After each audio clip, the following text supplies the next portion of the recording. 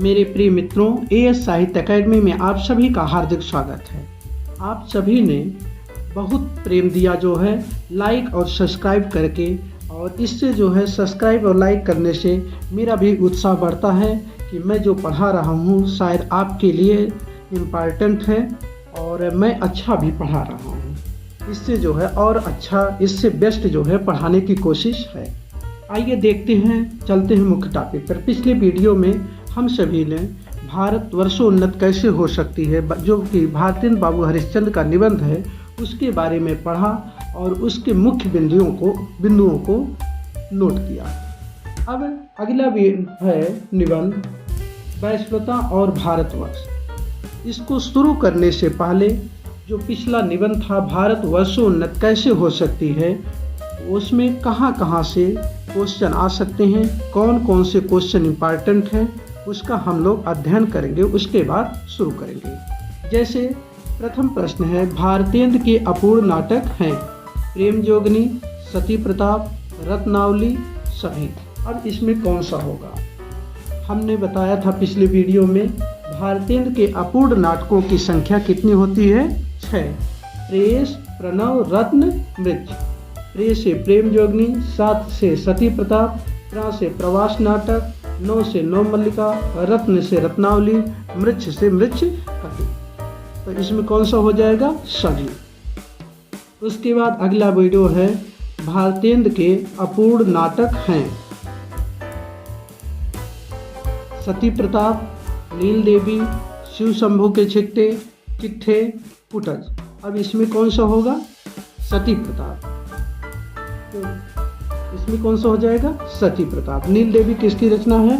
भारतेंद्र बाबू हरिश्चंद्र का निबंध है। और शिव शंभू के चिट्ठे बाल मुकुंद गुप्त का निबंध है। ये भी पूर्ण है और ये भी पूर्ण है। और कुटल हजारी प्रसाद द्विवेदी का ललित निबंध है, जो कि ये भी पूर्ण है। अगला देखते हैं प्रश्नोत्तर नंबर 3। भारतेंद्र ग्रंथावली में कितनी रचनाएं संकलित हैं?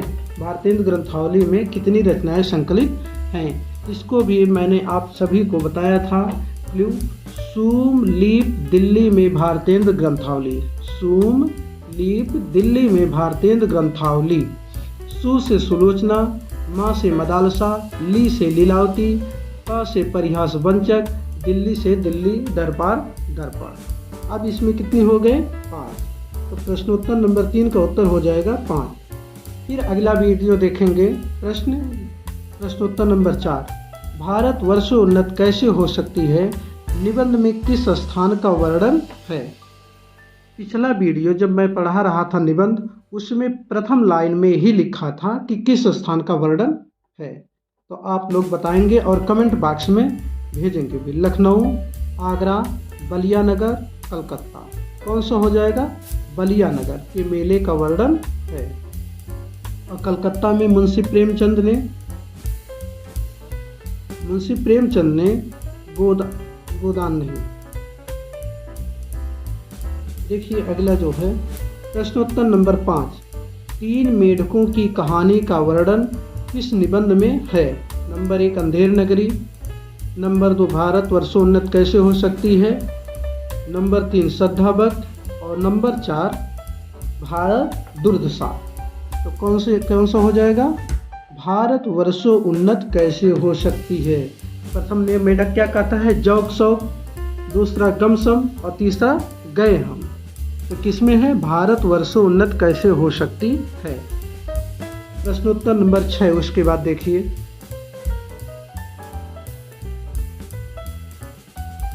प्रश्नोत्तर नंबर 6। भारतेंद्र ने मेढक, काठ के उल्लू, पिजड़े के गंगाराम की तुलना किससे की है? अंग्रेजों से, जापानियों से, हिंदुस्तानियों से, सभी। कौन सा हो जाएगा? हिंदुस्तानियों से। भारतेंद्र ने भारत वर्षोन्नत कैसे हो सकती है निबंध में मेढक, काठ के उल्लू और पिजड़े के गंगाराम की तुलना हिंदुस्तानियों से की है। उसके बाद प्रश्नोत्तर नंबर 7 देखिए। भारतेंद्र ने त्योहार की तुलना म्यूनिसिपालिटी से किस निबंध में की है? किस निबंध में की है?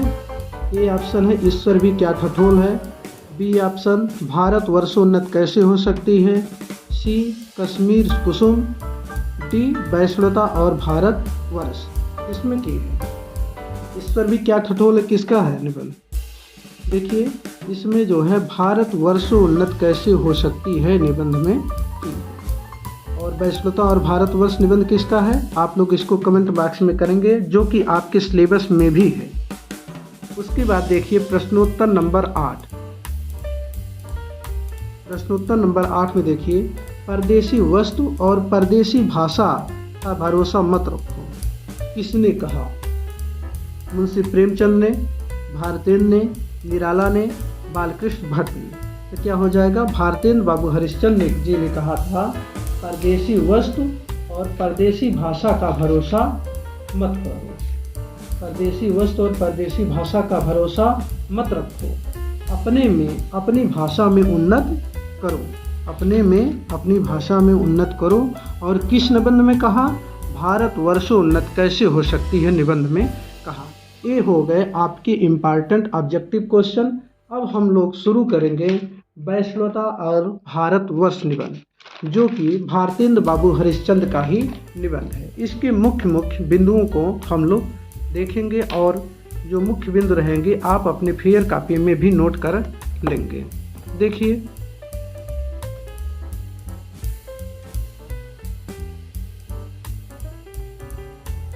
वैष्णवता भाग 2, वैष्णवता और भारतवर्ष। ठीक है, अब देखिए इसमें वैष्णवता और भारतवर्ष निबंध भारतेंद्र। जितनी सफलता भारतेंद्र युग के लेखकों को निबंध रचना में मिली, उतनी कविता और नाटक में नहीं। किसने कहा? रामविलास शर्मा ने कहा। रामविलास शर्मा जी ने कहा जितनी सफलता भारतेंद्र युग के लेखकों को निबंध रचना में मिली, उतनी कविता और नाटक में नहीं। रामविलास शर्मा ने कहा। किसने कहा? रामविलास शर्मा ने। अब आगे देखते हैं निबंध का मुख्य पॉइंट। भारतवर्ष का सबसे प्राचीन मत वैष्णव मत है। आर्य संसार मात्र के दीक्षा गुरु हैं। भारतवर्ष का सबसे प्राचीन मत वैष्णव मत है। आर्य संसार मात्र के दीक्षा गुरु हैं। आर्यों ने सूर्य को अपने जगत का सबसे उपकारी और प्राणदाता समझकर ब्रह्म माना है। सूर्य की प्रतिमूर्त अर्थात अग्नि, सूर्य की प्रतिमूर्त आर्यों ने किसे माना? अग्नि को। अग्नि पृथ्वी पर आ गई। इस प्रकार आर्यों के देवता अग्नि हैं। इस प्रकार आर्यों के देवता कौन हुए? अग्नि हुए। अब आर्यों के देवता कितने हो गए? 2 हो गए। अब आगे देखिए, मनुष्य के स्वभाव ही में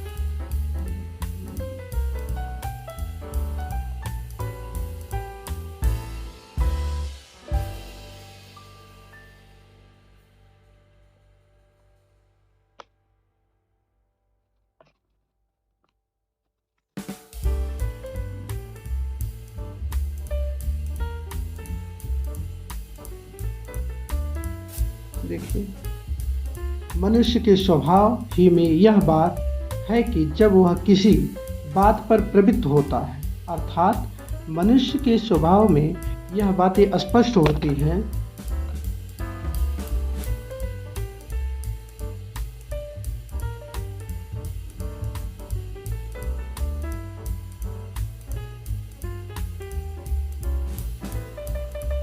देखिए